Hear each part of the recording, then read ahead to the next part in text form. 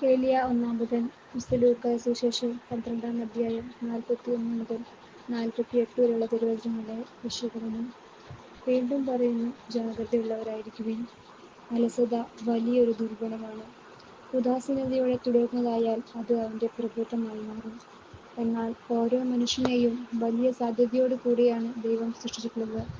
നൽകപ്പെട്ട താലന്തുകൾ വർദ്ധിപ്പിക്കാനാണ് ദൈവം ഉദ്ദേശിക്കുന്നത്.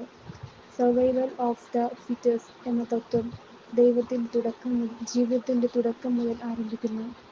അനേകം ലക്ഷം വിധത്തിന്റെ മത്സരയോട്ടത്തിലെ വിജയിയാണ് നാം ഓരോരുത്തരും.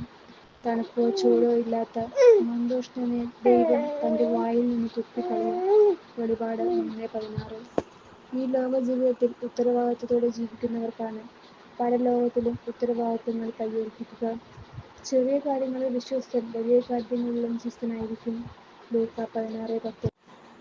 കൂടുതൽ ഉത്തരവാദിത്തങ്ങൾ ഏൽപ്പിച്ചിട്ട് മനോഷ്ണനായി ജീവിക്കുന്നവൻ കൂടുതൽ ശിക്ഷിക്കപ്പെടും. ഒരു ക്രിസ്ത്യാനി വലിയ ഉത്തരവാദിത്തങ്ങൾ ഏൽപ്പിക്കപ്പെട്ടവനാണ്. അറിവില്ലാത്തവർക്ക് സത്യദൈവത്തെ അറിയിക്കുക, അതാണ് ആ വലിയ ഉത്തരവാദിത്തം.